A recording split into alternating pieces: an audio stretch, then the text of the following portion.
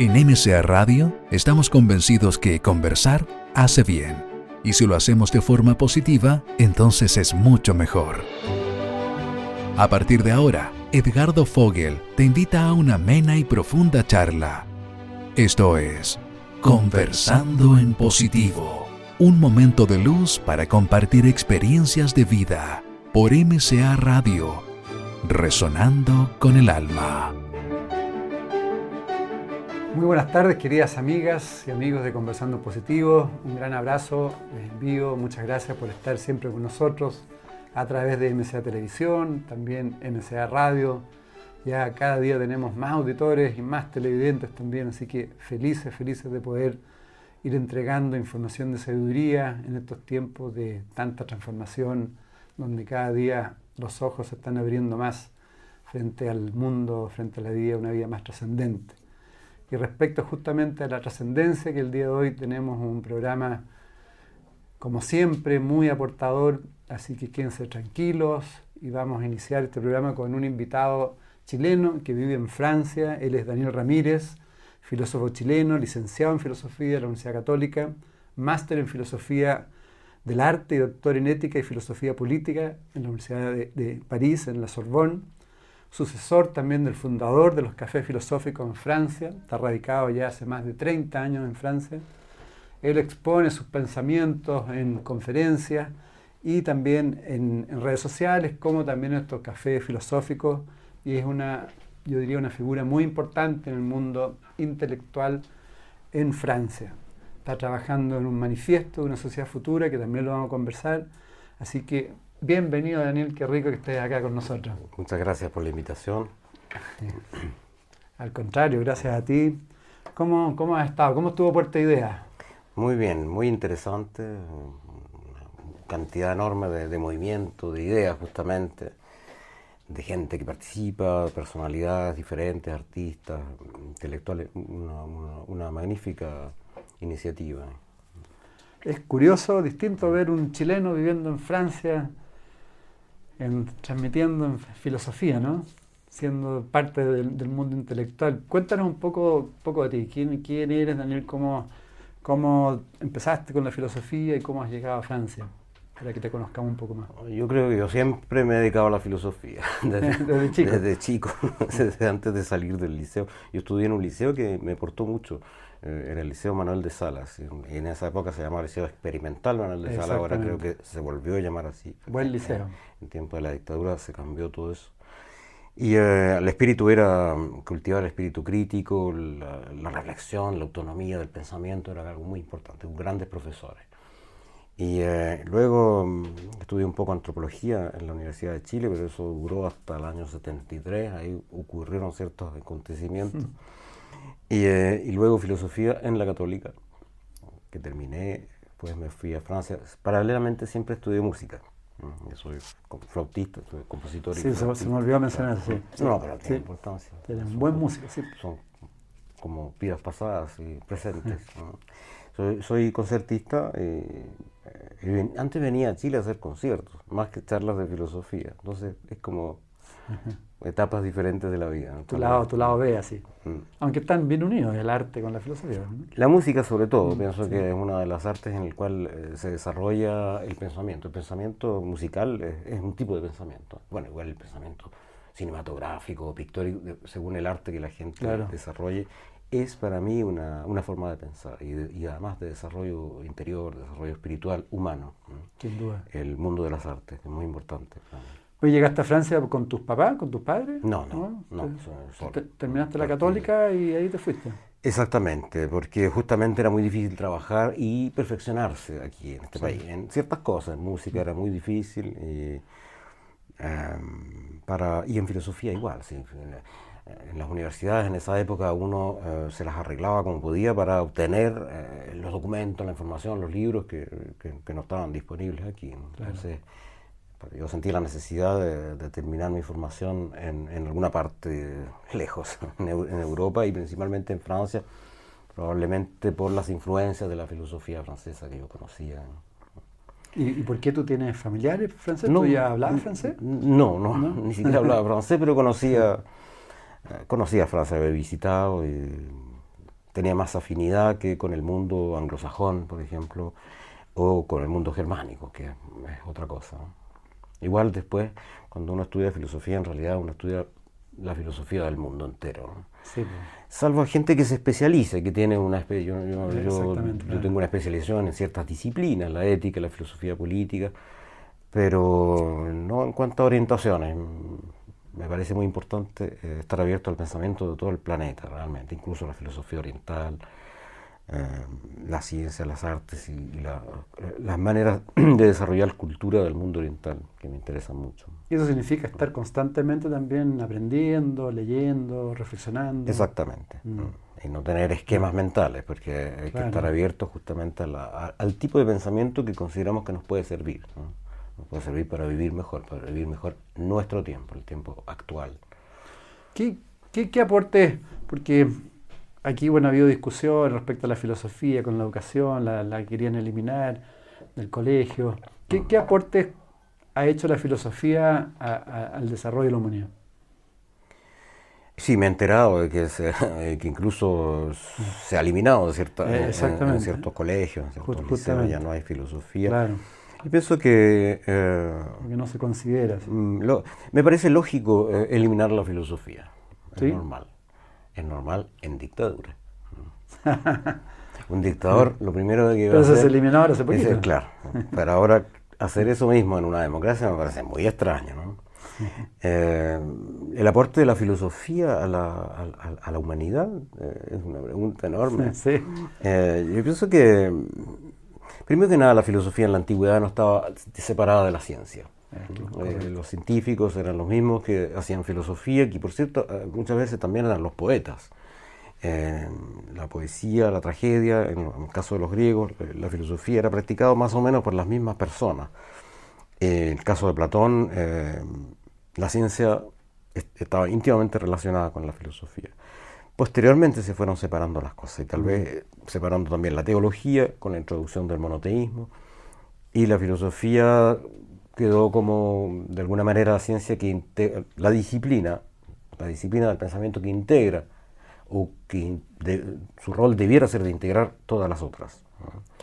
Todos los conocimientos y todas las prácticas humanas. No todo es conocimiento y no todo es ciencia. También, por eso decía, las artes, la religión, las creencias, las prácticas, las estructuras jurídicas de la sociedad, todo eso es materia de filosofía, ¿no?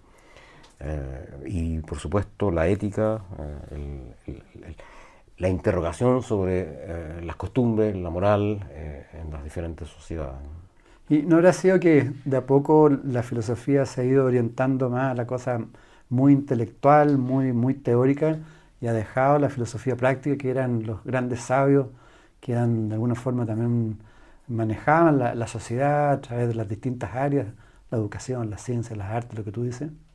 Efectivamente, en el mundo antiguo los filósofos tenían escuelas filosóficas, y en esas escuelas se practicaba un modo de vida, incluso alimenticio. En el caso de Epicuro, por ejemplo, había un régimen, gran filósofo, se ocupaban de todo, de la manera de vivir, había una indumentaria, un tipo de vestimenta de filósofo. Y por supuesto eso no es lo más importante es la ética, la manera de vivir, que era la interrogación fundamental de esta gente, cómo debemos vivir bien. Y efectivamente con los siglos, y principalmente en el siglo XVII y XVIII, empezaron a separarse las disciplinas, y la filosofía pasó a ser solamente una disciplina universitaria de conocimiento. Ahora, intelectual siempre lo fue, siempre lo ha sido, es el trabajo del intelecto, pero es el trabajo del intelecto para superarse a sí mismo. Y ahí tal vez efectivamente hay algo que falta, ¿no? Hoy día, ¿quién se encarga de cómo debemos vivir? Alguna gente que tal vez no es la más calificada. Por ejemplo, en Francia se habla mucho de la creación de sectas, ¿no? En realidad secta se decía en griego para estas escuelas filosóficas. O sea, alguien que hoy día enseñe cómo debe vivirse, cómo debe hacerse el amor, cómo debe alimentar, es sospechoso, ¿no? ¿Por qué? Porque se supone que el individuo es autónomo y debe él mismo saber cómo quiere vivir. Por otra parte, el hecho de que la filosofía no se ocupe de eso, sino solamente de conceptos, de la comprensión de ciertos problemas intelectuales muy específicos, y ni siquiera todos, ¿no? Por ejemplo, cuáles son los límites de una teoría científica, las teorías científicas, lo que se llama la epistemología, la ciencia del conocimiento. O cuáles son los razonamientos con los cuales se puede justificar la acción humana, que es lo propio de la ética. Es una manera efectivamente intelectual de comprender ciertos problemas, y yo no tengo nada no tengo ningún problema con el hecho de que sea intelectual. El único problema es que justamente los campos son limitados. Y en eso yo pienso que la filosofía puede llegar a ser, puede volver a ser, es lo que yo intento, un arte práctico, una manera de vivir y una manera de interrogar el mundo, no solamente respecto de estos grandes problemas intelectuales, que son necesarios de abordar, por supuesto. Claro. He leído bastante este último tiempo sobre los esenios, por ejemplo. Y es impresionante cómo tenían su visión filosófica también y la forma de vivir. Y bajo ese punto de vista, tú estás hablando de educación. ¿Cómo tú observas la educación? Se requiere una educación mucho más humana, ¿no? En Francia, tal cual como esto se ve y lo que observo en las sociedades europeas, lo que he visto en Chile y en otras partes lejanas, en China, en Japón, la educación es una inmensa fábrica para producir trabajadores. Trabajadores intelectuales, trabajadores que sean aptos, que sean eficaces, exactamente, para producir ciudadanos productivos y para producir consumidores, es decir, que todo esto funcione bien. Y para eso se necesita desarrollar ciertas capacidades, las capacidades técnicas, capacidades científicas, capacidad de cálculo, capacidad del manejo del lenguaje que es abstracto, la informática justamente ahora se enseña, nadie tiene problema con que se enseñe la informática, en vez de enseñar filosofía, por ejemplo. Eso pasa muy bien, porque se supone que prepara mejor a los jóvenes para el mundo del trabajo. Entonces, evidentemente, no se puede ni siquiera llamar educación. Es una manera de instrucción, de formación. Entrega de información, ¿no? Es una formación profesional, es una formación que para ser personas aptas al mundo del trabajo y según lo que requieren las empresas de hoy, que son transnacionales, que son empresas en las comunicaciones, en la producción de riqueza. Entonces, que se necesite una educación humanista es total y absolutamente evidente. La ha habido en otras épocas, tal vez no fue suficiente, no ha sido suficiente. El mundo técnico y científico-técnico actual va absorbiendo todas las dimensiones de la vida. Y en ese sentido, la formación del pensamiento, las artes, la literatura, la historia, la poesía, la filosofía, por supuesto, yo la veo incluso como métodos de autodefensa. Si no se quiere uno dejarse avasallar y aplastar por esta racionalidad omnipresente, le corresponde desarrollar disciplinas de espiritualidad como las artes, como la filosofía, la meditación, disciplinas corporales, porque todo esto también es una máquina de producir una sensibilidad homogénea. Se supone que la gente tiene los mismos gustos de cierto tipo de cosas que se consideran los bienes en la sociedad, la riqueza, lo que funciona bien, la eficacia, la rapidez, la velocidad. Todos estos valores van pasando sin que nadie se pregunte por qué. ¿Por qué tenemos que ir más rápido? ¿Por qué uno tiene un computador que funciona muy bien y 4 años después tiene que cambiarlo porque va muy lento? Mucho menos, claro. Entonces, sin que uno se pregunte o que nadie le haya preguntado a nadie, ¿por qué tenemos que ir más rápido? Y si vamos más rápido, ¿hacia dónde vamos más rápido? Porque es interesante acelerar, pero ¿cuál es la dirección? ¿Dónde se dirige este vehículo que es la humanidad, este tren o este barco, cual sea la metáfora que utilicemos? Nadie se pregunta hacia dónde nos dirigimos. Y Daniel, tú bajo la visión que tienes en Europa, ¿no ves que estos procesos de cambio están produciendo hoy día en cambios de lenguaje, en la área de la ciencia, algo en la educación, en la economía, etcétera? ¿No puede estar provocando algo de cambio? Y bueno, adicionalmente también es validar lo que tú haces y la necesidad de tener más filósofos que entreguen información de sabiduría para poder, para que vayamos cambiando nuestra visión, ¿no?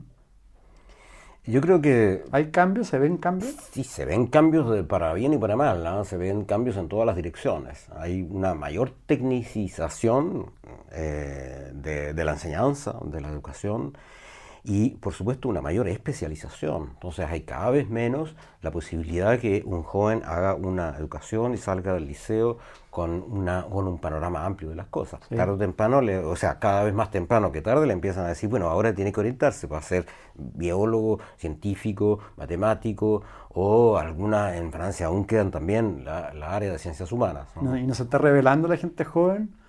Porque por lo menos aquí ya muchos jóvenes ya no quieren estudiar de inmediato, se van de viaje, se van a distintos lados, quieren aprender idiomas, algunos quieren trabajar en lo que realmente les apasiona, o estudiar. Hay mucha gente joven que se revela efectivamente y que produce para sí mismo una forma de vida diferente. Por ejemplo, eso, partir de viaje en vez de seguir estudios, ¿no? Claro. Cosa que nosotros hacíamos instintivamente, hay que seguir, hacer Claro. posgrado, etcétera. Efectivamente, muchos jóvenes piensan que viajar en países lejanos les va a aportar más, o retirarse a meditar durante 6 meses en un lugar, en una montaña. Me parece genial. Creo que ahora el único problema es que son iniciativas puramente individuales y que ahí lo que falta es que grupos importantes humanos generen fuerza, generen pensamiento colectivo, generen... Tú decías que se necesitan más filósofos que entreguen sabiduría.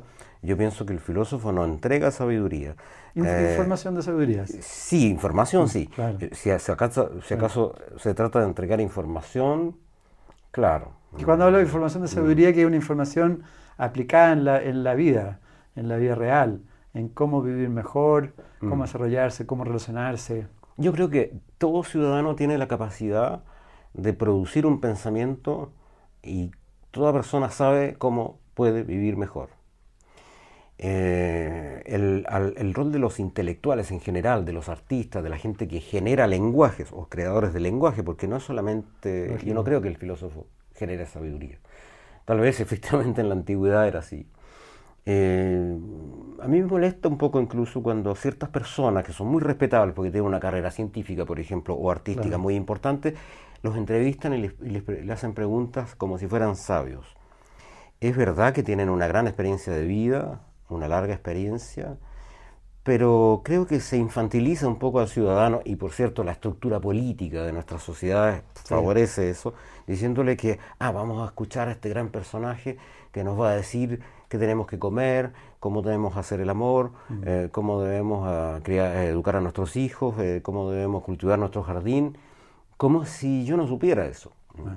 Entonces el rol del filósofo yo pienso que no es exactamente el mismo que el del maestro en el sentido tradicional de la palabra, que es entregar caminos, mostrar... No, el rol del filósofo es desarrollar el pensamiento crítico primero que nada y mostrar cómo cada persona tiene la capacidad, y en ese sentido un rol de educación, por supuesto, un rol educador, pero cada ciudadano tiene la capacidad de generar pensamiento.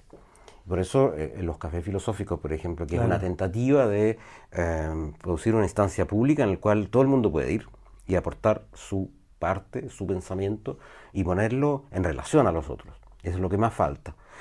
Podemos ir a una charla de alguien muy eminente y vamos a decir que bueno, todo lo que aprendimos. Claro. Pero es una pura recepción, ¿no? Yo voy ahí y salgo lleno, con un saco lleno, en la medida, como dicen los maestros antiguos, en que haya venido con mi saco vacío, lo cual es lo más difícil. Sí. Entonces, la filosofía tiene un poco ese rol, de poner en juicio y en cuestión nuestras propias convicciones, vaciar un poco el saco, más que decirle a la gente cómo debe vivir, porque yo no tengo la más mínima idea de cómo la gente debe vivir, pero conozco algunos métodos de interrogación de la realidad Para poder, que nos pueden indicar cuando hay algo que no corresponde, que es contradictorio, por ejemplo, o que va contra la propia libertad. Y en ese sentido, la filosofía tiene, yo pienso, toda filosofía gira en torno a la cuestión de la libertad humana, que también puede decirse la espiritualidad humana, es decir, cómo podemos vivir de la manera más plena posible.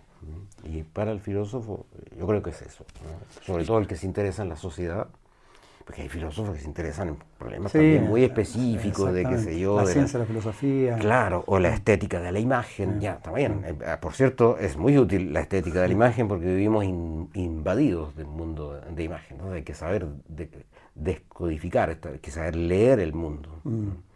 ¿Y cuál es tu visión hoy de la sociedad? ¿Es más optimista o más oscura en el sentido de que con esta cantidad de información ya prácticamente recibimos información externa y no tenemos capacidad de conectarnos con nosotros ni poder profundizar porque estamos llenos de juicios, de prejuicios, etcétera, etcétera? ¿Cómo lo ves tú? Alguien dijo que la lucidez genera pesimismo generalmente, o sea, saber todo lo que está pasando no da como para ser muy optimista. Pero por otro lado, yo creo que no es una cuestión de optimismo o de pesimismo. Hay que saber, hay que tratar de entender y de comprender lo que pasa. Claro. Comprender lo que está pasando.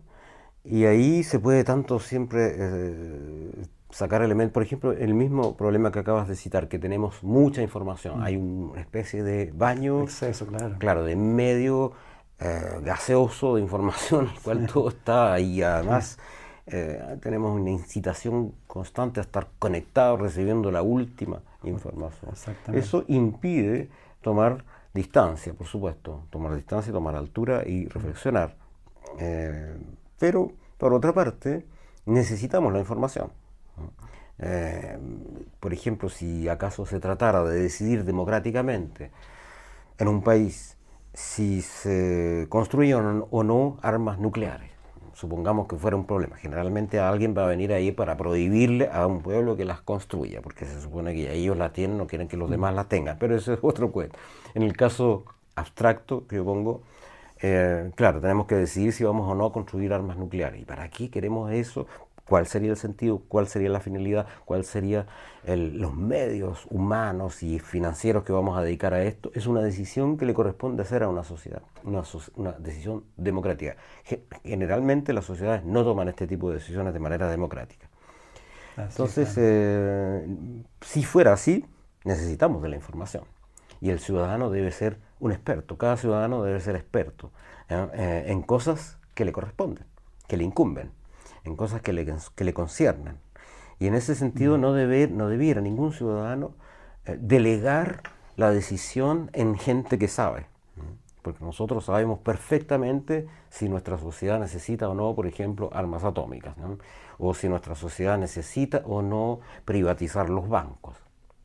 Eso le corresponde al ciudadano, claro. No a un experto que va a venir a decirle a mí lo que tienen que hacer es esto, tienen que votar tal cosa, como ha ocurrido en Europa, ¿no? Y Daniel, ¿y tú, bajo ese punto de vista, tú crees que es práctico seguir pensando en utopías? ¿Cuál es una mejor vida? ¿Es bueno? ¿Es un buen ejercicio igual? O sea, uno lo va co-creando finalmente esa utopía para poder llegar a una cosa más concreta, real. ¿O queda siempre a ese nivel? No, hay una función utópica del pensamiento. Tenemos diferentes funciones, pero es una metáfora, evidentemente no hay una función aquí y otra acá. Pues como por ejemplo hay la apreciación de la belleza, es una de nuestras funciones o capacidades espirituales. La creación de utopía también lo es, y es fundamental. Sin esa dimensión utópica es imposible construir imagen del futuro, y es lo que decía yo con el asunto de dónde va. Vamos a acelerar, pero ¿hacia dónde? La pregunta de hacia dónde se nutre de las utopías, porque hay no una utopía, sino que muchas, y hay algunas que son distopías, se dice, o sea, son indeseables, mundos terroríficos como el de Orwell o el de Aldous Huxley. Ese tipo de escritores o actualmente se puede ver en producciones como Blade Runner, ¿no? De Philip K. Dick, que son contrautopías, por así decir. Un mundo gestionado por una multinacional o multiplanetaria que genera robots y que reemplaza a los seres humanos y que además genera esclavos en el fondo. función utópica del pensamiento es indispensable para liberar el presente, ¿no? No podemos ser libres si no tenemos una imagen del futuro que deseamos. La libertad consiste en ejercer la voluntad, y la voluntad, el deseo, es deseo de otra cosa, deseo de futuro, deseo de desarrollar tal cosa, de cambiar tal cosa, de instaurar esto o lo otro, como los deseos más simples. Si alguien tiene el deseo de cantar, puede generar un grupo de música, un club de canto, un coro, pero si no tuviera la imagen clara de su deseo y de su voluntad, no haría nada. En la sociedad es lo mismo. La función utópica es fundamental. Y la pérdida de las utopías, aunque algunas hayan sido bastante desastrosas, pero la pérdida de la función utópica, que no es lo mismo dejar de lado ciertas utopías que existieron, como por ejemplo el fascismo, o el estalinismo, dejarlas de lado no es lo mismo que perder la función utópica del pensamiento. Ahí es donde estamos perdiendo todo. Ahora, ¿tú crees, Daniel, como se plantea hoy día, quizás a un nivel más, bueno, se plantea de que de alguna forma nosotros somos co-creadores de nuestros propios pensamientos, de lo que vamos pensando, de lo que vamos conversando, que finalmente eso se puede co-crear? Entonces lo que vamos pensando, por eso la importancia también, eso se relaciona con lo que es la vibración, con que tenemos frecuencias, digamos, y entonces yo creo que eso puede tener mucha relación con las utopías, ¿no? Si vamos desarrollando, creando utopías constructivas, se puede ir cambiando el mundo bajo ese punto de vista. Claro, co-creadores, dices tú, me parece muy importante, puesto que las utopías que se han conocido han sido el producto generalmente de un espíritu brillante, de un pensador o de un escritor. En el caso de Tomás Moro, por ejemplo, la utopía 1517, claro. 1516, hace un poquito más de 500 años. O Karl Marx, son pensamientos utópicos, o el socialismo anterior a Marx. Pero a nivel de colectivos también se puede ir dando. Justamente, ese sería lo interesante. Claro. En ese sentido debemos ser co-creadores de utopía. Eso implica que un pueblo, una colectividad humana, una sociedad, se dé los medios como para decir cómo queremos que sea nuestro mundo. Lo cual no significa gestionar lo que hay, ¿no? Gestionar lo que existe, que es, en el fondo, la diferencia entre nuestra vida común, lo colectivo. Los griegos decían que el hombre es un animal político o social, un ser social, de lenguaje, de comunicación, de contacto, que vive en sociedad, y la política, que son las instituciones de funciones de poder de las cuales una cantidad de gente intenta apropiarse. Es muy importante que la función de co-creadores de nuestro mundo común no sea fagocitada por el mundo de la política, que tiene una misión fundamental, pero ambas deben ir juntas. Claro. Si un pueblo no sabe para dónde va a tener tendencia a querer un líder carismático. E incluso he escuchado por ahí por allá que se le critica a ciertos gobernantes, por ejemplo, o candidatos, no tener liderazgo o no tener carisma. Es un problema que existe. Claro, yo pienso que un líder carismático no es en absoluto necesario en democracia. No, pero sí líderes, digamos, líderes transformadores, líderes conscientes, líderes más despiertos, bajo ese punto de vista. Yo pienso que si se necesitan líderes es porque la población es infantil. Lo que se necesita es madurar, crecer, y todo el mundo debe crecer. Si estamos necesitando un líder carismático, o si por ejemplo el gobernante actual no nos entusiasma porque no inflama las masas como lo hacía, qué sé yo, no, claro, Iván, Perón, claro, qué sé yo, este tipo de personajes, Arturo Alessandri, exacto, que tenían un carisma. Yo incluso he admirado, no sé, el carisma del presidente François Mitterrand en Francia. Antes la gente, todos admiraban el carisma que tenía el general de Gaulle, pero el general de Gaulle, que por cierto era general de ejército y que acababa de ganar una guerra, claro.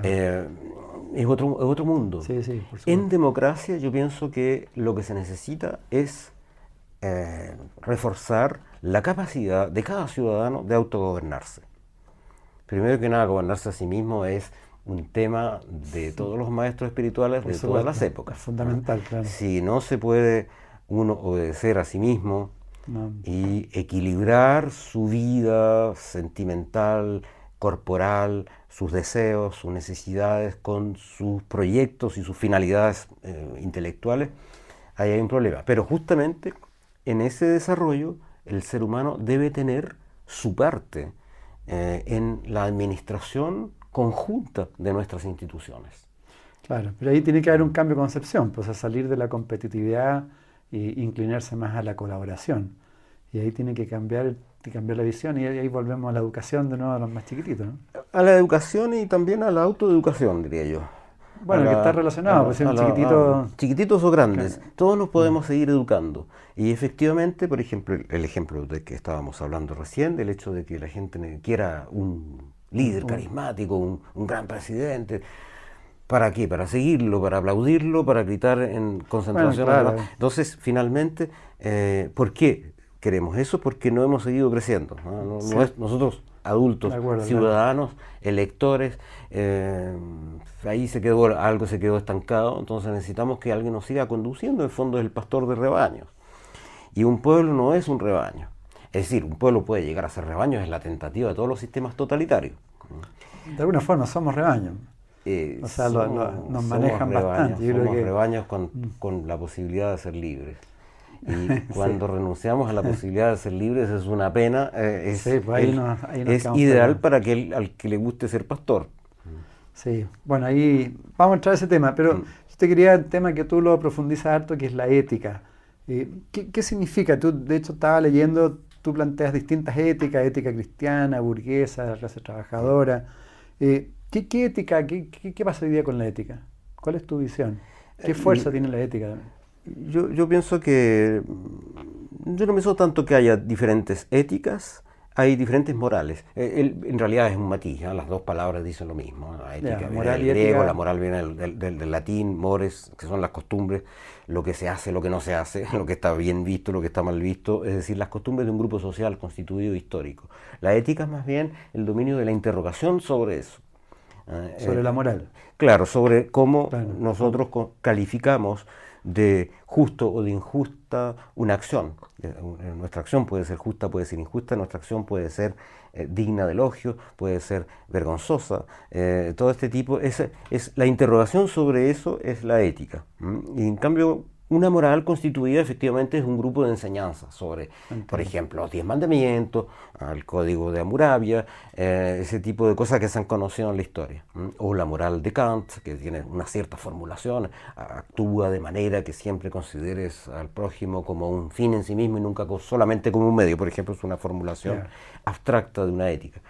Entonces, para mí, como filósofo, lo que me importa es la dimensión interrogativa de la ética, más que decir lo que se debe hacer. Por ejemplo, como aquí ha habido un debate nacional bastante agitado sobre un tema como la ley del aborto, en el terreno ético las cosas son mucho más matizadas. ¿Sí? Todas las cosas hay que analizarlas en detalle y hay una parte de la ética que es también dominio de la etnología, de la antropología de nuestras sociedades, es saber cuáles son los valores que funcionan en cierto tipo de sociedad. Y tal vez no en toda la sociedad, en cierto tipo de grupo humano, en una sociedad. Entonces la gente elige ciertos valores y los jerarquiza. Hay cosas que son más importantes que otras. Para unos es más importante la vida humana, para otros puede ser más importante la libertad. Hay gente que está dispuesta a entregar su vida por una lucha por la libertad o por la dignidad o por la independencia de un pueblo, en el caso de las luchas independentistas que han habido y que hay actualmente. Entonces, nuestra vida moral es una cierta estructuración de valores, ¿no? ¿Cuáles son los que yo pongo más arriba? Y tal vez hay alguno que yo pongo en la cima de mi construcción moral. La ética es un instrumento intelectual que nos permite ver claro en este cuento. Y a veces poner en cuestión, poner en duda y cambiar esta estructura de valores. Probablemente, estudiando bien ciertas creencias que tenemos, podemos llegar a la conclusión de que estamos equivocados. Y ahí es donde el diálogo ciudadano es fundamental. Y eso falta en nuestras sociedades. Por ejemplo, el ejemplo que acababa de dar, Es muy redundante cuando uno dice, por ejemplo, el ejemplo. Pero siempre estamos hablando de esa manera. En el ejemplo que acabamos de comentar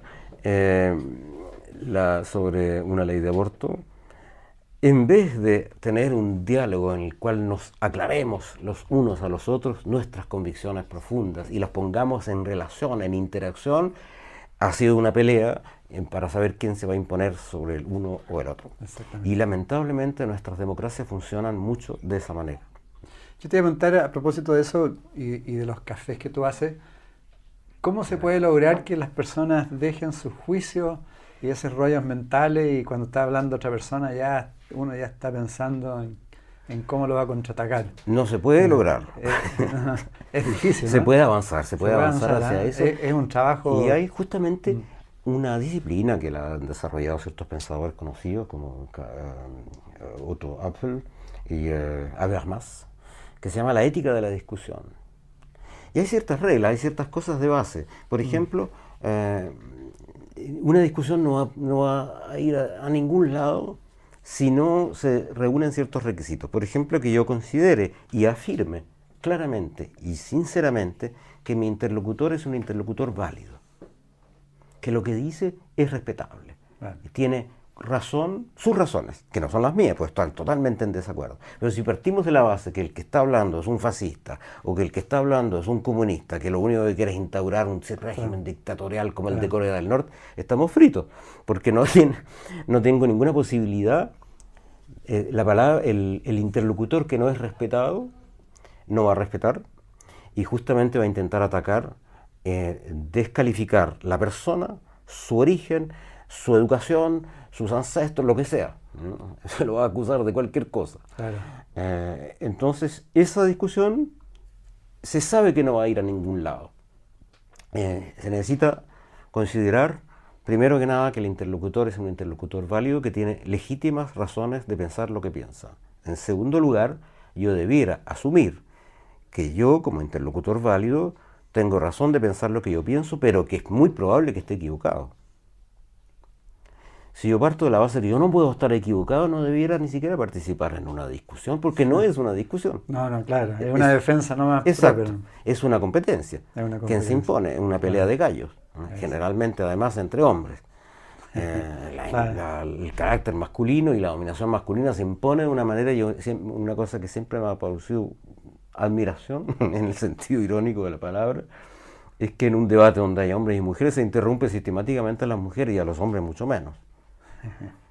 Entonces, bueno, para volver al asunto, esas dos reglas, por ejemplo, primero que el interlocutor es válido, el segundo que yo podría estar equivocado y tercero que podríamos estar los dos equivocados y que si nos pusiéramos a colaborar, probablemente no con el fin de ponernos de acuerdo y llegar a un consenso, puede ser que el consenso sea imposible, pero en el disenso, en nuestro desacuerdo, vamos a haber avanzado, vamos a tener claro por qué estamos en desacuerdo y probablemente respetando por qué la persona piensa como piensa, el desacuerdo va a ser menos dramático y vamos a poder llegar a un terreno de inteligencia común que en términos de una sociedad puede llegar a producir una legislación mucho más apta que aquella que se produce cuando los unos imponen sobre los otros simplemente porque tienen mayoría. ¿Y esa es una de las razones que hoy día se produce tanta violencia en el mundo?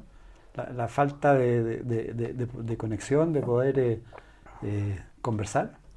Es una causa o un efecto de lo mismo. Esto va con, no se sabe. La violencia genera intolerancia.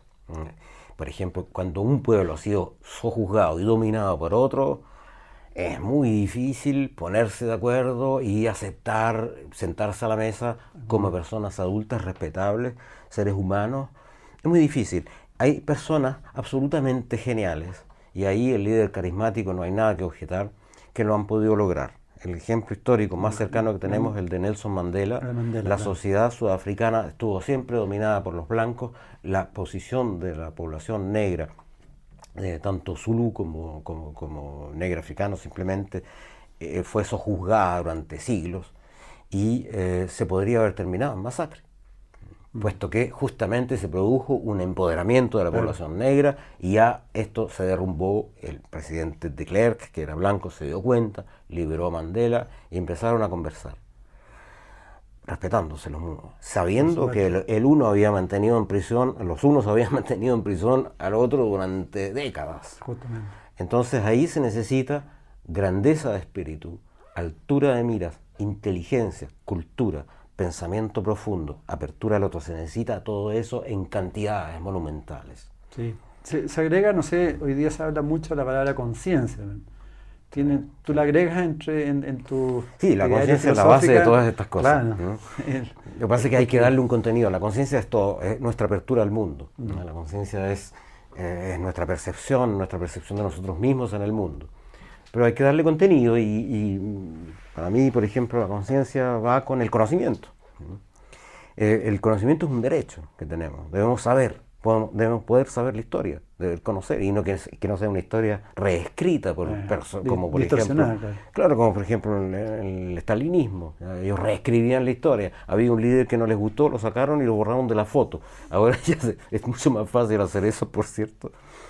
Entonces, el derecho a la verdad es muy importante, el conocimiento, la inteligencia. Y la inteligencia no es lo mismo que la inteligencia calculadora que se mide en quién va a ser mejor para las matemáticas o para la informática. No, inteligencia es, por ejemplo, generar actividades comunes.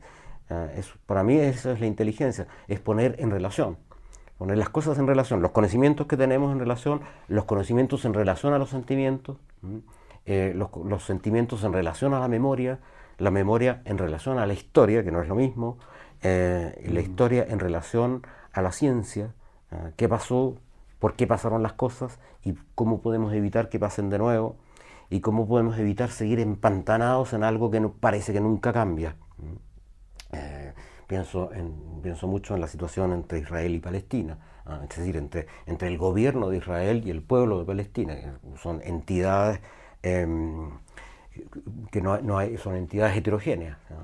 La una es un Estado organizado, un ejército, un poder judicial, que por cierto funciona bastante bien, un poder legislativo, todo esto funciona democráticamente, pero el gobierno y el ejército funcionan de una manera que es totalmente antidemocrática. Entonces, ¿cómo se pudiera avanzar cuando los unos y los otros se acusan mutuamente, los unos de abuso, de explotación, de aplastar al pueblo, y los otros de terrorismo, que por cierto es evidente y es real? Entonces, ahí es donde falta ese desarrollo espiritual, humano, intelectual y filosófico profundo que pudiera generar soluciones. Tú, Daniel, hablas también bastante claridad respecto, a la ciencia y al medio ambiente, a la cosa ecológica, ¿no? Que también nos sentimos como separados de la Tierra, siendo que somos parte de la Tierra, somos todo uno. ¿Cuál es tu visión filosófica respecto al medio ambiente, a la ecología?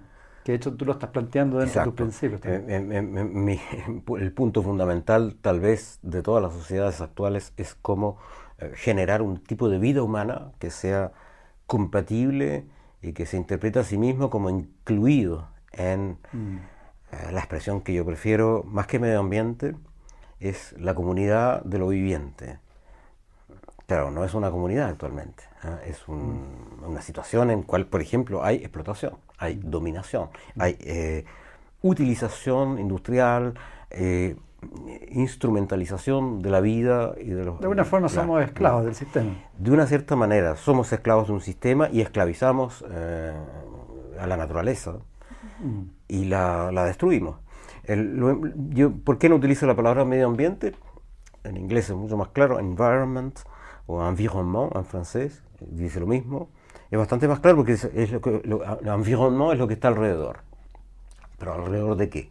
Alrededor de nosotros como seres humanos. Entonces es lo que se llama el antropocentrismo, que viene, según algunos teóricos, del cristianismo, o sea, más bien del monoteísmo en general. En el Génesis se dice que el ser humano se lo ha puesto en el centro de este jardín y se le entrega. Creced y multiplicaos, poblar la tierra, dominar y reinar. Dominarás y reinarás sobre los seres que vuelan, sobre aquellos que se arrastran y aquellos que nadan en el mar. El poema es admirable, pero el contenido es clarísimo en el Génesis. Bueno, algunos lo atribuyen a eso, es una cosa interesante. En todo caso, y tanto el humanismo como el origen judeo-cristiano, el humanismo también es una manera de poner el ser humano al centro del universo. Entonces ahí es donde tenemos una dificultad en el pensamiento. Incluso hay una gran parte de la ecología que se practica y se practica en los gobiernos. Ahora, en verdad, hay grandes avances, no hay que negarlo, como la COP21, los acuerdos sobre recalentamiento global. Pero el lenguaje que se sigue utilizando sigue siendo ese lenguaje, ¿no? El medio ambiente, no acotar los recursos naturales. El concepto de recursos naturales es una filosofía de la naturaleza. La naturaleza son recursos. ¿Pero qué significa recursos? Recursos para mi utilización, para nuestra utilización como especie humana.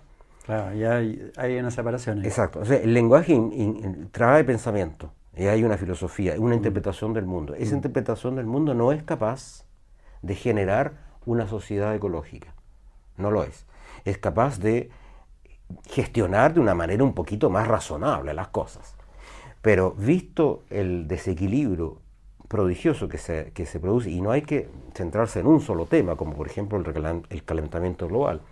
Hay una serie de unos 10 temas importantísimos como la pérdida de la biodiversidad, la acidificación de los océanos, la contaminación de las napas freáticas, la contaminación del aire evidente, no se puede respirar en estas ciudades, los chinos están peor, la contaminación acústica, la destrucción de la belleza, es un problema ecológico, es un problema... La contaminación electromagnética también. Justamente. Yo diría, como lo decía un teórico un poco olvidado actualmente, pero Gregory Bateson, hablaba de una ecología de la mente, una mind ecology. En realidad, la pérdida de la belleza de un paisaje degrada el entorno donde vivimos. Claro que sí. Generar ciudades feas, inhóspitas, con edificios grises, donde no hay ni siquiera árboles. A veces las constructoras compran un terreno y hacen lo que quieren porque no hay plan regulador, no hay nada, no hay leyes democráticas, democráticamente votadas. O sea, la comunidad que va a vivir ahí debiera haber ellos elegido cómo iba a ser el entorno donde van a vivir. Eso sería una democracia. Entonces, lo que te decía es que este pensamiento, este tipo de ecología, no es capaz de generar una sociedad ecológica. Es lo mismo que un vehículo que se dirigiera a toda velocidad frente a un precipicio, hacia un precipicio, o a toda velocidad hacia un muro de roca, a 180 kilómetros por hora, y algunas personas muy sabias empezaron a decir, oye, vamos muy rápido, habría que ir un poco más lento, vamos a bajar 160 kilómetros por hora, es más razonable, como el muro empieza a acercarse, bueno, 120 estaría mejor, y finalmente vamos a decir, no, si hay que ir a 60 kilómetros por hora, y tarde o temprano vamos a llegar al muro de todas maneras. O sea, ¿tú crees que igual, bajo ese punto de vista, vamos a destruir de alguna otra forma nuestra sociedad, como ya ha pasado aparentemente? Yo creo que no. Lo que estoy diciendo es que si seguimos pensando de la misma manera, no vamos a poder generar otra cosa que ir bajando a la velocidad hasta que lleguemos al muro. Por eso que hay que militar. De hecho, hoy día ha salido en la prensa que ha aumentado todos los índices de hace 20 años, están cada vez peor. Por supuesto. Sí, no hay que desconocer que la situación es muy grave. Pero yo pienso que, bueno, hay un filósofo muy importante, Hans Jonas, pensaba que el miedo puede generar una reacción. Yo no estoy de acuerdo con él. Yo pienso que el miedo el miedo a la catástrofe. Sí. Él hablaba de heurística del miedo. La heurística es como la orientación de una investigación científica, ¿no? Yo pienso que lo que sí puede generar un cambio de pensamiento, y por eso yo lo llamo una ecología feliz, o una Gaia ecología, pensando en el nombre de Nietzsche, la Gaia ciencia, ¿no? Una ecología del deseo y del goce. Es decir, cuando alguien se empieza a transformar su vida, su manera de consumir, su manera de utilizar la energía, su manera de alimentarse, su manera de relacionarse a los paisajes, se experimenta una intensificación del goce, incluso estético, del goce de comprender las cosas cómo funcionan. Comprender cómo funcionan los ciclos vitales es un goce intelectual.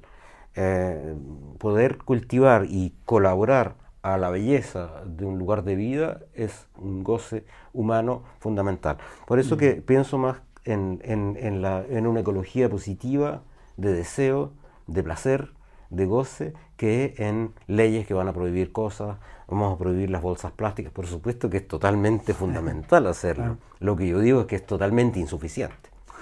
Nunca va a ser suficiente que personajes un poquito más lúcidos que los demás digan, bueno, ahora vamos a prohibir las bolsas plásticas, después vamos a prohibir el petróleo en los autos, después vamos prohibiendo muchas cosas sin que la gente haya generado el comportamiento totalmente diferente. Si nuestra manera de pensar y de vivir y de experimentar la morada humana, el habitar humano, yo utilizo mucho ese concepto, si no ha cambiado, si ha cambiado y si empieza a cambiar, no necesitamos que nadie nos prohíba esas cosas porque nos parece aberrante el gesto de, por ejemplo, abandonar una bolsa plástica en una playa, sabiendo que después se lo van a comer los peces. Exactamente. Y después los peces nos los vamos a comer nosotros si seguimos siendo carnívoros, ese es otro tema, ¿no?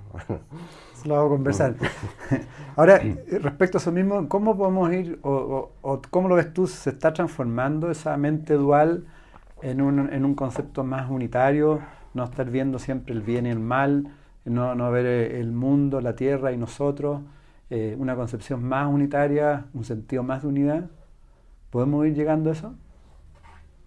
No creo que estemos llegando, pero por supuesto, sí se claro. está generando cantidades. Porque es importante eso, ¿no?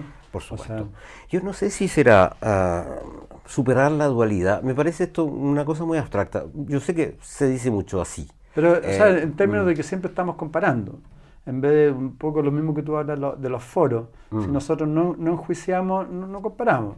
O sea, empezamos a integrar lo que tú dices, lo que yo digo, vamos integrando en vez de separando. Tal como tampoco existe lo bueno o lo malo, sino ir integrando, bajo ese punto de vista. Es más, yo diría que es filosófico también por un concepto. Sí, pero yo pienso que no se puede pasar del pensamiento del bien y del mal. Contrariamente a lo que afirmaba Nietzsche, más allá del bien y del mal. Yo creo que eso no existe. Es muy importante tener una conciencia clara del mal. Olvidarlo es... ¿Qué? Claro, puede parecer un pensamiento un poco anticuado. No, La no dualidad no significa que el bien y el mal desaparezcan. Y la no comparación no significa, es decir, la no dualidad no significa no comparación. Hay que poder comparar y evaluar.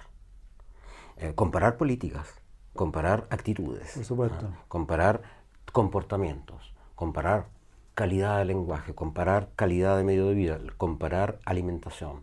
Entonces, y eso es la inteligencia. Por eso que yo no creo mucho en esas generalizaciones como el pensamiento no dual. El pensamiento no dual ha existido siempre. El pensamiento es unitario, es dual y es plural. Son diferentes dimensiones de nuestra espiritualidad. Ahora, hay que saber entenderse en lo que yo llamo espiritualidad es todo lo que tiene que ver con el pensamiento cuando éste se está superando a sí mismo. Todo lo que tiene que ver con nuestra vida es espiritual en la medida en que esta vida sigue creciendo y sigue expandiéndose. Deja de serlo cuando se estanca o permanece en lo mismo. O cuando se niegan ciertas dimensiones. Ahí hay un bloqueo, ¿no? Como por ejemplo, si yo niego mis emociones, pero ustedes están muy familiarizados con esos temas, que prefiero dejarlo a otros especialistas que saben hablar de esto. O si yo niego el inconsciente, bueno, cualquier psicoanalista le dirá que ahí estoy truncando una parte de mi experiencia vital. O si yo niego mis deseos corporales u otro tipo de cosas. Pero más allá de eso, hay que conocer la unidad y la dualidad. Sí. No negar la dualidad, porque además cuando se habla de negar la dualidad es una idea solamente. La gente no experimenta eso. Para experimentar eso hay que hacer meditación, eso todo el mundo lo sabe. Claro, eso te iba a decir, pero lo que pasa es que hay una concepción filosófica también más espiritual, en el sentido de que si logramos sentir, porque tampoco no se puede comprobar, llegamos a sentir que somos seres espirituales, que estamos experimentando en el campo material con un cuerpo físico, podemos llegar a comprender que los dos somos parte de la unidad, pero que estamos en esta tierra, estamos experimentando tú con tu propia visión, yo con mi propia visión, y claro, ahí podemos comparar las visiones, pero en el fondo somos lo mismo, provenimos de la misma fuente. Bajo ese punto de vista se plantea la unidad. Entonces, sin duda. Incluso en una dimensión totalmente laica, que es la doctrina de los derechos humanos, es evidente que todos los seres humanos tienen estos mismos, o se les reconoce estos mismos derechos, aunque algunos traten de aplastarlos. pero eso es evidente, el crimen está prohibido en toda la sociedad y siguen habiendo criminales, entonces, claro, por eso que el pensamiento del bien y del mal no puede desaparecer. Pero es el origen común de la humanidad. Ahora, eso es antropocéntrico, ya lo habíamos mencionado. Entonces, también se puede hablar del origen común de la vida. ¿Y cuál es tu visión? Disculpa que te interrumpa un poco. ¿Cuál es tu visión en términos filosóficos del sentido de la vida? ¿Tiene algún sentido la vida para ti? Yo creo que la vida tiene muchos sentidos. El sentido, hay que saber qué significa la palabra sentido. El sentido puede ser también la significación, ¿no? Incluso si se dice en inglés, the meaning of life, la frase es muy diferente que se dice en francés, l'essence de la vie, o se dice en castellano cuál es el sentido de la vida. El sentido es tanto la significación, lo cual es muy raro, como no, mi vida va a ser una significación, significa algo, ¿no? Por otra parte es la dirección de un movimiento, ¿no? Como el sentido de la circulación en una calle o de un río, claro, ¿no? De la montaña hacia el mar. Entonces ahí es donde el sentido de las vidas, la frase tiene un poco más se puede comprender un poco más. La interrogación por el sentido de mi existencia es importante. Que yo pueda descubrir en última manera cuál es el sentido de mi existencia probablemente es dudoso. Probablemente siempre será un misterio. Por eso que también no me gusta concluir ese asunto. Todos vamos hacia la unidad. Esos tipos de lenguaje se escucha mucho. Hegel decía, una frase que me gusta mucho, decía, hay algunos que se sientan demasiado pronto en el banquete del absoluto. Claro, lógico. Entonces hay que esperar, hay que desarrollar, hay que pensar que el absoluto puede existir, la unidad global o total puede existir, una espiritualidad cósmica puede existir, no la conocemos en absoluto, pero también existe la dualidad y también existe la pluralidad. Por ejemplo, en las humanas yo milito en el terreno de las ideas, no en el sentido militar, en un movimiento, pero por el reconocimiento de una vasta pluralidad de maneras de vivir. Hay gente que quiere vivir de una cierta manera, inspirado, por ejemplo, en una tradición, pueblos originarios, en cierto tipo de creencias, en cierto tipo de prácticas, en cierto tipo de estructuras jerárquicas, cierto tipo de construcción de familia, y otros que no, que quieren vivir de una manera que llaman moderna. Cada uno se llama a sí mismo moderno, por supuesto, los anticuados son los otros, y vivir de una manera totalmente libre, poder elegir su sexualidad, elegir la manera en la cual va a construir familia o no construir familia, en la manera en que va a trabajar o no trabajar.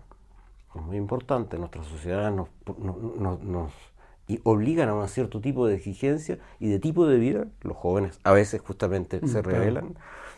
Y ese es el pluralismo integral, es decir, la pluralidad de maneras de vivir.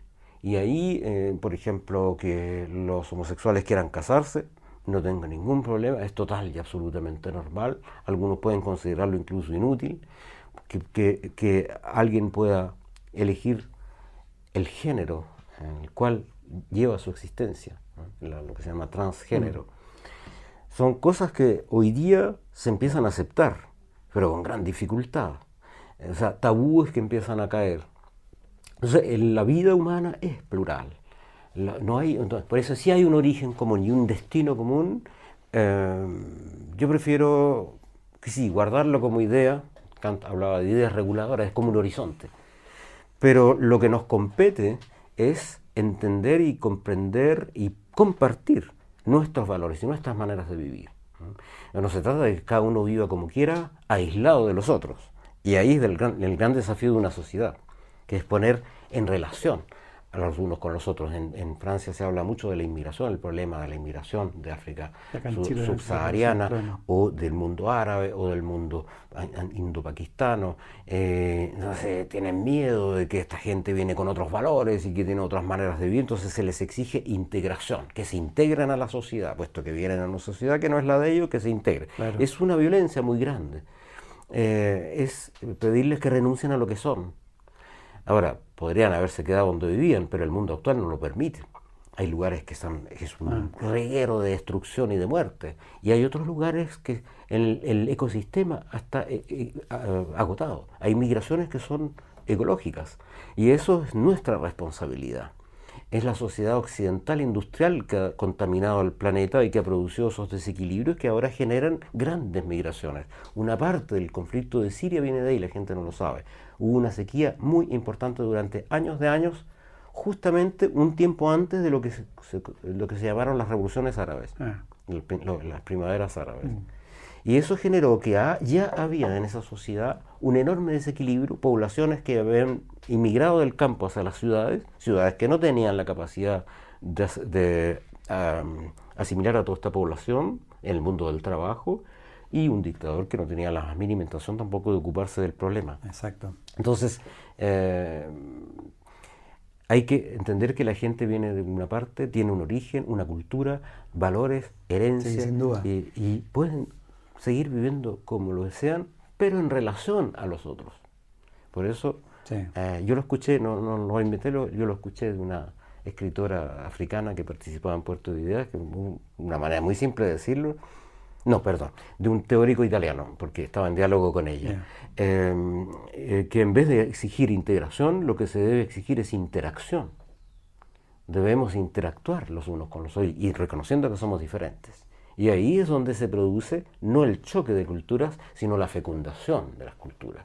La gente que es diferente nos aporta enormemente y nosotros tenemos algo que aportar.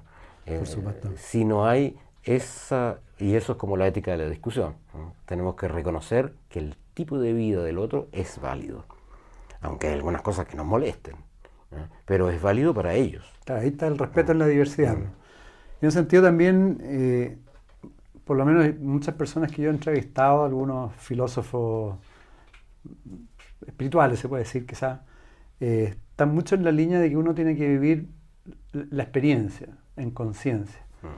Y que eso es lo que vale, más que recibir tanta información, tal como dices tú también, de cualquier tipo de información espiritual, de todo, sino vivir la propia experiencia y de acuerdo a esa experiencia ir sintiendo. Pero ellos plantean vivirla en conciencia, digamos, tratar de vivir el momento presente al máximo cada día, cada momento, esta entrevista, estar los dos en el momento presente y eso se transforma en una experiencia y sentirla. Y bajo ese punto de vista también te quería preguntar cuál la conexión que hay entre inteligencia y emoción. ¿Qué pasa con las emociones? ¿Cuál es tu visión de la emoción? ¿Cómo tenemos que vivir la emoción? Las emociones son parte de la vida, yo creo que son la sal de la vida, como dice la Biblia. Que muchas de repente la ciencia, los intelectuales como que queda bloqueado esa parte, ¿no? Porque no se han desarrollado justamente en el periodo de maduración de la persona. En la educación se reprimen, hay culturas que la reprimen mucho más que la nuestra. Y culturas en periodos históricos, pensar como, por ejemplo, cómo estaba formado un militar inglés en el siglo XVIII. O sea, las emociones no existen. O un samurái en el Japón feudal. Claro. Hay culturas que reprimen las emociones, otras las domestican. El estoicismo y muchas sabidurías actuales, sabidurías entre comillas, porque yo pienso que son doctrinas del pasado, proponen eso, ya hay que dejar un poco de espacio a las emociones. Otros dicen, lo cual es absurdo e imposible de practicar, que hay que dejarles libre curso totalmente. No tenemos que vivir con nuestras emociones, son energías que nos traspasan y que a veces nos dominan, y cuando nos dominan hay que poder separarnos de ellas. Claro, reprimirlo es absurdo, es lo mismo que cuando hay una revuelta, llegar con la policía, eso no va a solucionar el problema, ¿no? Una revuelta campesina en una región, se manda a la policía a palear a todo el mundo y después se los acusa de no sé qué cosa, ¿no? De haber hecho atentados. Bueno, todo ese tipo de cosas es lo mismo que nosotros hacemos con nuestras emociones, ¿no? Tengo miedo, entonces voy a hacer como que no tengo miedo. Estoy indignado, entonces voy a imitar los gestos de una persona que es muy calma, ¿no? No sirve para nada. No, pues, hay que vivir las emociones. Pero yo agregaría, y tal vez en eso no estoy de acuerdo con cierto tipo de enseñanzas, que vivir el instante presente no significa en absoluto aislarse de la conciencia del futuro y de la conciencia del pasado. Eso sí que es absurdo. Lógico. Es 10 veces más absurdo que negar las emociones o convertirse en un samurái o en un robot. ¿Por qué? Porque si nosotros, y es por eso que Es verdad que no es lo que los grandes maestros enseñan, pero es así como se transmite y eso lo encuentro bastante Es que la gente dañino. lo distorsiona, porque cada uno Claro. resuena también de acuerdo a su Si alguien te propio dice día. tienes que vivir el aquí y ahora, en plena conciencia, mindfulness. Mindfulness, exactamente. Y entonces, sí, claro, pero es que estoy preocupado porque hay que pagar la cuenta de la electricidad. Ah, no, ahí está saliéndote de ti. Ah, pero eso no lo dice el mindfulness. Claro, por supuesto que no. Pero si uno quisiera vivir solamente en plena conciencia el instante presente, ¿cómo haces para proyectar justamente de lo que hablábamos hace un momento, la función utópica? ¿Cómo haces para proyectar una nueva sociedad? En el caso de que eso nos interese, puesto que si yo vivo en un monasterio, la sociedad... no. Por eso es que cierto tipo de sabiduría, o la versión que se enseña de cierto tipo de Sí. sabiduría, me parece muy poco adaptada al mundo contemporáneo. Igual, adaptada a alguien que quiera pasarse 3 años en un monasterio, no hay ningún problema. Pero ¿cómo se traduce, por ejemplo, el asunto de vivir la experiencia presente y no proyectar el mundo futuro? Lo que pasa es que tú lo estás llevando como a extremos, porque Ajá. obviamente que uno puede vivir en el presente de dos lados. Es decir, yo puedo proyectar cosas al futuro de lo que estoy haciendo hoy hacia el futuro, pero en el presente. Si el punto es que uno no se vaya viviendo siempre proyectado en el futuro, viviendo en forma ansiosa o sufriendo por el pasado y pegado en el pasado. Bueno, por Un supuesto. poco, por ahí va el... Pero el- eso el no tema. basta. Para mí eso no No, basta. no, pero es parte, Por la lógico. simple razón de que siempre estaremos en contacto con nuestra memoria existencial. Pero lógico, tenemos un tremendo inconsciente. Es lo que hemos sido, Claro. es lo que somos en realidad. Pero no es obligatoriamente lo que seremos. Pero si nosotros tenemos la idea de hacer otra cosa, estamos obligados a imaginar un futuro, a desearlo, a proyectarse. Pero claro. En la conciencia, por cierto, se habla mucho de la conciencia es un foco de unidad del pasado y del futuro.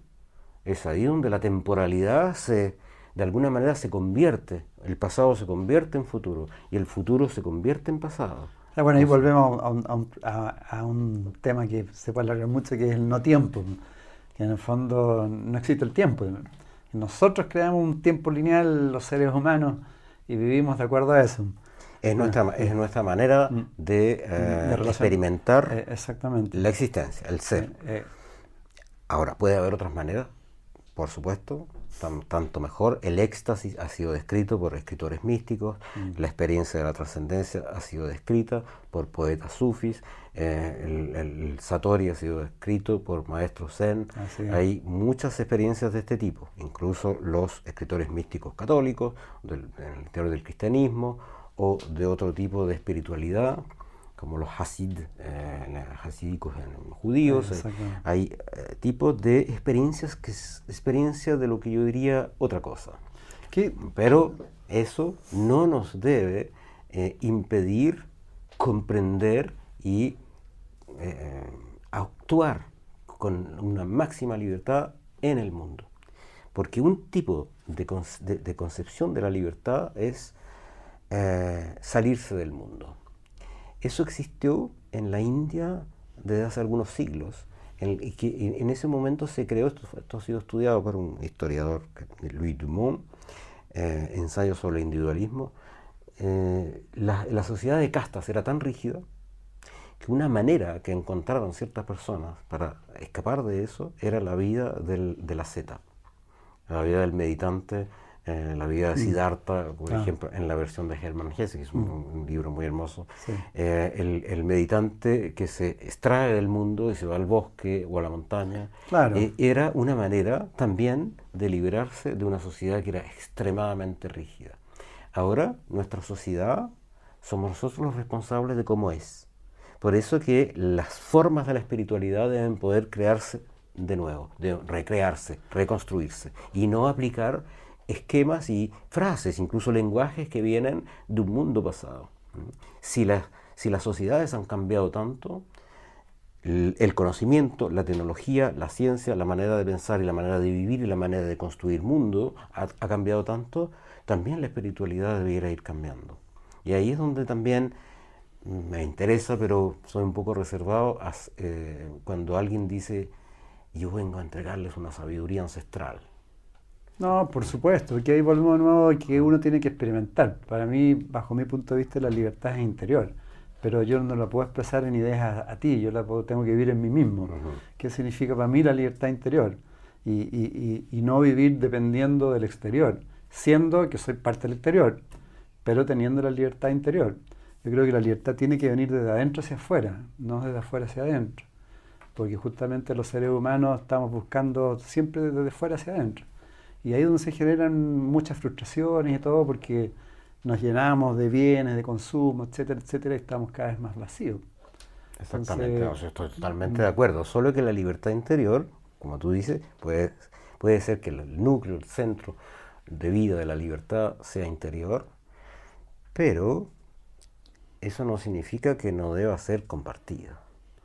Es decir, alguien que practica y que vive su libertad interior, si no me entrega a mí nada de eso, pero es una forma de aislamiento. Es que esa persona que si realmente está viendo la libertad interior lo va a compartir todo. O sea, va a ser una persona que va a transmitir felicidad, va a transmitir serenidad y va a estar feliz de compartir uno con todos, va a estar colaborando. Por eso que hay que vivirlo. Todo no puede ser tan teórico y como expresado. Por supuesto, que hay que vivirlo, hay que vivirlo. Claro. Yo siempre agrego, hay que vivirlo y también hay que pensarlo.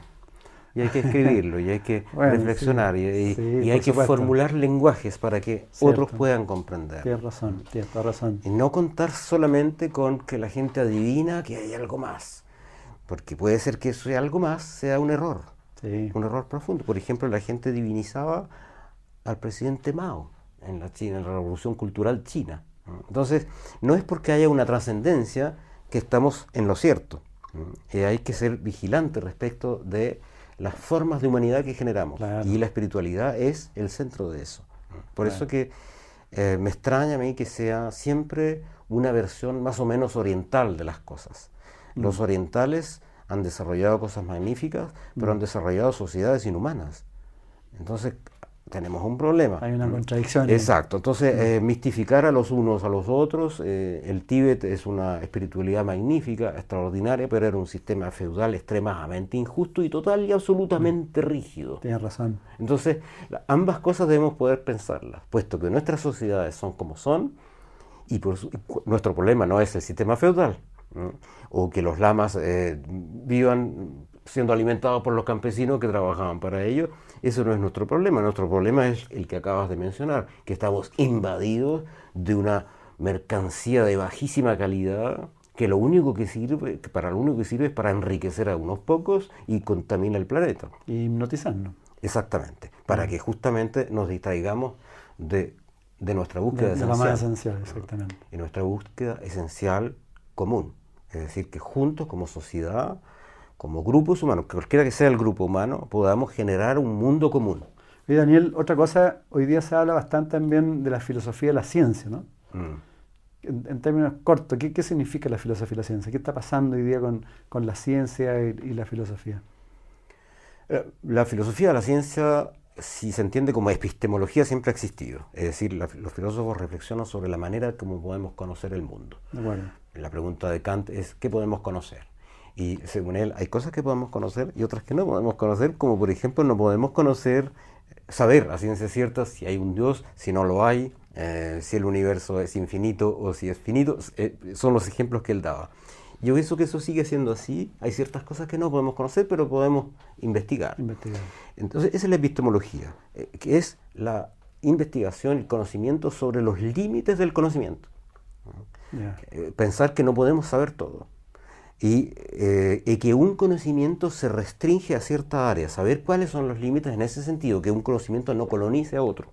Por ejemplo, los criterios cuantitativos para todo tipo de evaluación de la sociedad.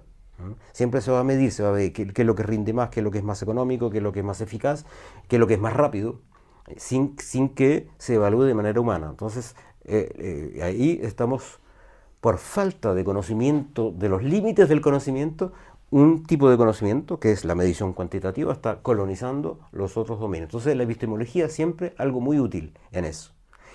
Por otra parte, la filosofía de la ciencia puede entenderse de otra manera, puede entenderse como la reflexión sobre los fines de la ciencia, sobre las orientaciones de la investigación.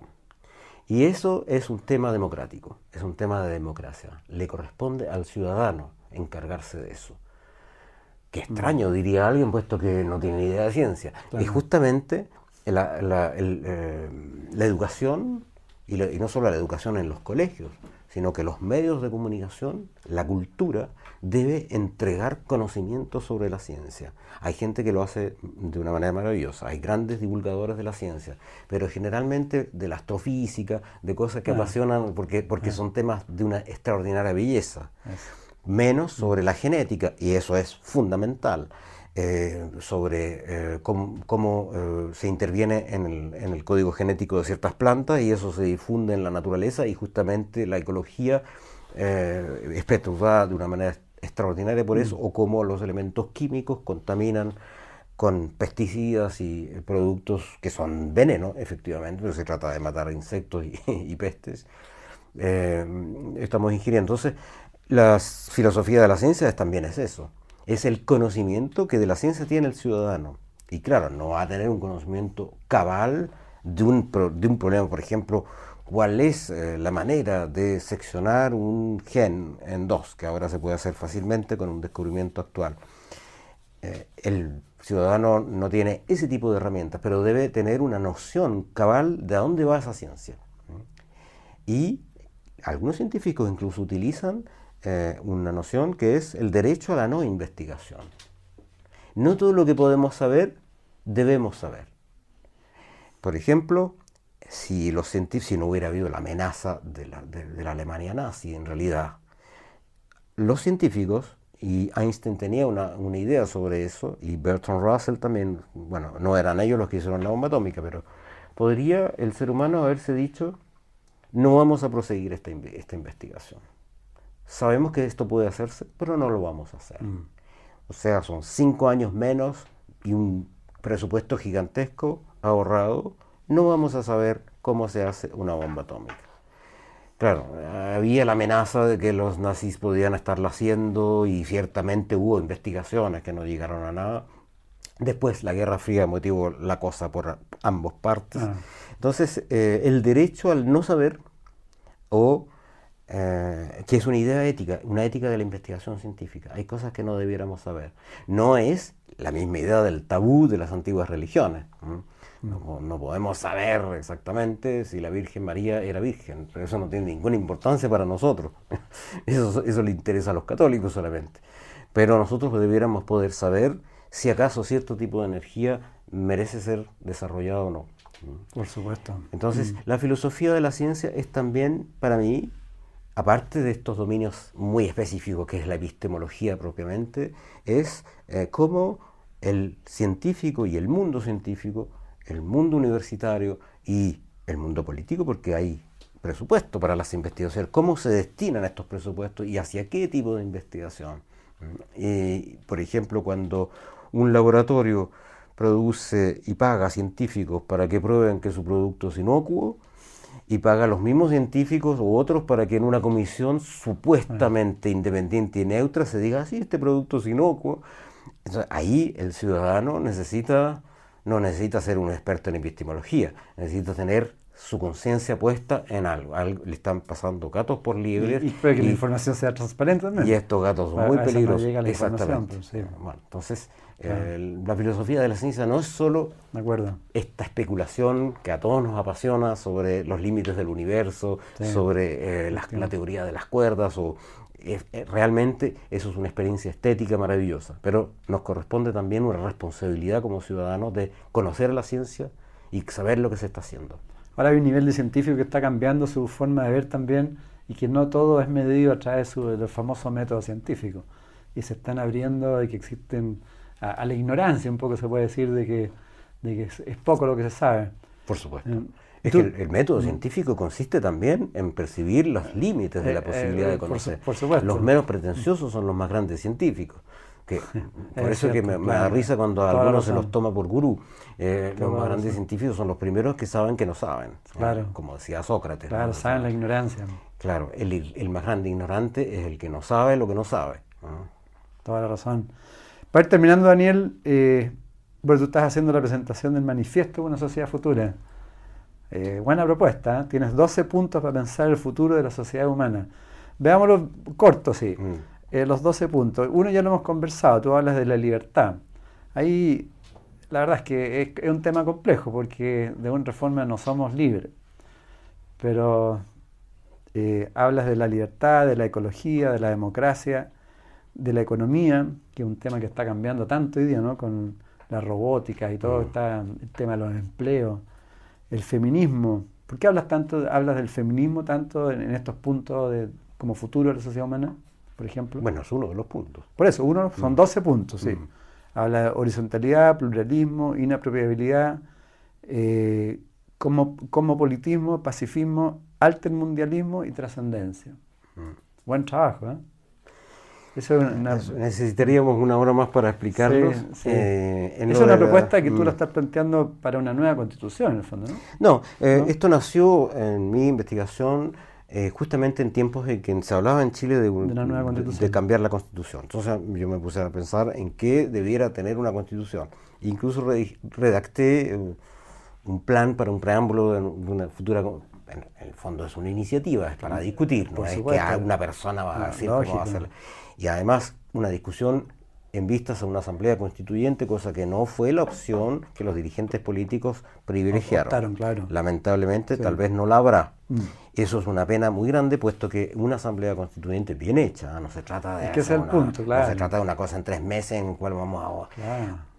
Es una ocasión única, tal vez perdida para Chile, es una ocasión privilegiada de un pueblo para saber quiénes somos y cómo queremos vivir, cómo queremos que sea la sociedad futura. Después, el resultado final, obviamente, va a ser un compromiso entre las diferentes ideas.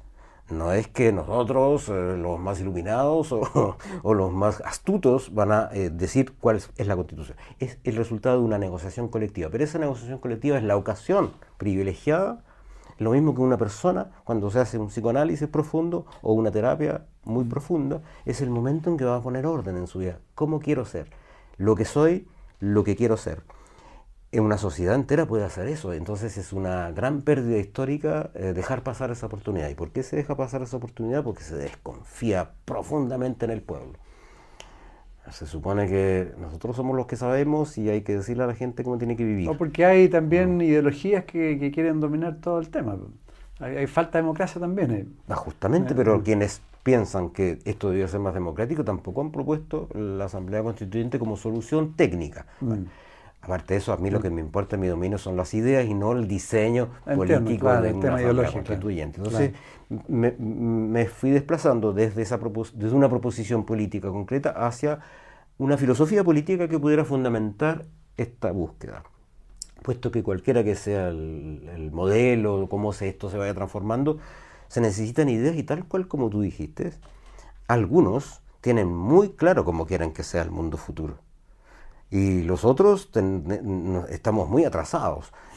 Justamente, también eso lo dije en algún momento, si hubiera ahora una asamblea constituyente, esos que tienen el panorama clarito, que quieren seguir explotando a diestra y siniestra los recursos naturales, entre comillas, la gente tomándola como recursos humanos. La expresión es bastante increíble, en las empresas se habla de recursos humanos.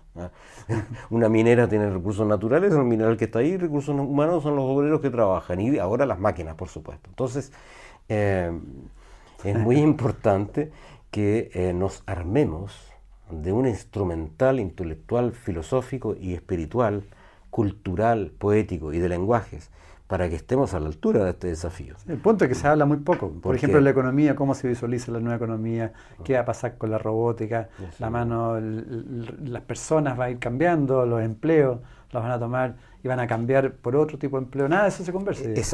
No se habla de las cosas fundamentales, se hace un debate con candidatos y nadie evoca ni siquiera la cultura, ni una sola vez. Cultura, bueno, sí, claro. Eso es el único detalle que voy a comentar sobre ese famoso debate. Pero, por ejemplo, en la economía, no es que vayan a ser reemplazados o trabajadores por robots, lo ha sido ya y hace décadas que viene haciéndose. Por supuesto. Sí. La capacidad productiva de cualquier tipo de producción industrial, por ejemplo, se ha multiplicado por 10, por 20 o por 150 veces más en 3 décadas o en 4 décadas. Y en los últimos 5 años o 10 años, más aún. Y seguimos trabajando como chinos. Es decir, seguimos trabajando como chinos porque los chinos trabajan más que nosotros y son tan mal pagados que estamos obligados a trabajar no como chinos, sino que como occidentales. Y ese es el mundo que hemos querido, ¿no? Poner todo el mundo en competencia los unos con los otros, entonces los que tienen más barata la mano de obra destruyen. O sea, es el mundo que nos han colocado. Porque ya es para otro programa también, pero hay un dominio claro. Yo estoy de acuerdo, pero pienso que hay que responsabilizarse. Nos lo han impuesto, y por eso que digo, hay gente que tiene clarito cómo quiere que sea la sociedad del futuro, y nosotros tenemos que avanzar para tener también ideas claras. Nos los han impuesto, pero nosotros lo hemos permitido. Porque no ha habido revueltas mundial, ha habido revueltas últimamente desde 2011, revueltas democráticas, no solo las revoluciones árabes, sino que hay gente que se tomó plazas y pasó meses y meses trabajando y produciendo horizontalidad, produciendo instancias de pensamiento colectivo. Y eso ocurrió en New York, en Wall Street, ocurrió en la Plaza de España, ocurrió en Grecia, ocurrió en Turquía, para rescatar un parque que se quería convertir en mall. El aprendiz dictador actual quería convertir y la gente no aceptó eso. Entonces hay en muchas partes del mundo, y se produjo en Ucrania, en la Plaza Maidán, se produjo en cantidades de lugares, y en muchos lugares esto tuvo éxito. Que después las promesas no son exactamente lo que se esperaba, algunos movimientos generaron un partido político como en España, de acuerdo, pero la capacidad de despertar existe. Y por eso que hay que generar pensamiento en torno a eso. Sí, de hecho, hay varios ya personas que más o menos resuenan fuerte en distintas partes del mundo que dicen que el sistema ya está caído, producto mismo del desarrollo de la tecnología y de las redes, donde está todo abierto. Entonces ya cada vez es menos posible tapar las cosas. Entonces todo ya se está quedando al descubierto. Se va a llegar un momento en que, pero el sistema igual todavía se resiste. Exactamente, puede demorar un siglo. Eso no se sabe, claro. La cuestión del trabajo, por ejemplo, que mencionábamos, hace ya, como decía, este aumento prodigioso de productividad no se ha traducido en absoluto en ganancia de tiempo libre para nadie. Claro. Y la gente que tiene más dinero trabaja más todavía que los que... Entonces, es el mundo al revés. Sí. Cuando haya robot para hacer lo que hacemos nosotros, entonces vamos a quejarnos porque perdemos el empleo. Bueno, según los futuristas dicen que vamos a trabajar mucho menos, vamos a trabajar 4 horas. Pero eso ya debiera haber ocurrido hace 40 años que debiera haber ocurrido. Y en Francia el tiempo máximo de trabajo son 35 horas. ¿En Chile cuántos son? Son 48. Mira, imagínate. 44, y en Francia, 44, una buena parte de la población, los hombres de empresa y la derecha tradicional, dijeron que eso era un desastre para la economía y que por eso que Francia dejó de crecer. No pasa nada. Y no son 35 horas las que debiéramos trabajar, son probablemente 15 horas a la semana. Claro. Puesto que existe esta capacidad prodigiosa que la tecnología, que es de gran valor, ha producido. Sí. Entonces, ¿a dónde pasó esa ganancia de productividad? ¿Dónde se fue? Bueno, yo te felicito, Daniel, por ojalá tengamos más, Daniel, que puedan ir aportando ideas, reflexión, discusión para que crezcamos como sociedad. Pues yo creo que es muy necesario lo que haces, que haces profundizar un poco y tocar estos temas que tampoco se tocan. Muchas gracias por este momento de intercambio y de pensamiento. No, al contrario, felicitaciones. Y seguir ahí con fuerza. Y si quieres decirle algo, ahora puedes mirar las cámaras, le puedes transmitir algo en esta cámara aquí a todas nuestras personas que nos miran y nos escuchan. Como el mensaje último. Lo que tú quieras, esas cosas, pero saludo, sí, por supuesto. Si quieres. Un saludo a la familia, como hace la gente claro. Cuando va a la televisión. No, lo que yo quisiera decir, que se deduce un poco de todo lo que hemos conversado, es no renunciar jamás al pensamiento y no renunciar al saber. No es solamente el saber sobre una cosa o sobre otra, es tener nuestro espíritu en alerta y continuar a autoeducarse, a buscar por sí mismo, a convertirse en un científico de alguna cierta manera, en un científico que experimenta. Experimentar con su vida, experimentar en el sentido colectivo. Como colectividad, como comunidad humana, debemos experimentar nuevas maneras de organizarnos, generar otra concepción de la política. Así podemos tal vez seguir avanzando y no quedarnos estancados en un pantano que puede durar décadas o siglos aún. Muchísimas gracias, te pasaste.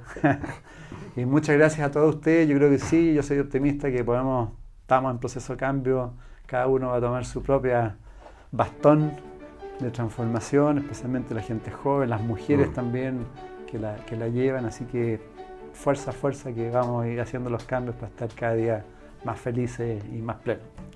Muy bien. Pues. Muchas gracias a todos. En MCA Radio estamos convencidos que conversar hace bien. Y si lo hacemos de forma positiva, entonces es mucho mejor. Edgardo Fogel te acompañó en una amena y profunda charla. Esto fue Conversando en Positivo, un momento de luz para compartir experiencias de vida por MCA Radio, resonando con el alma.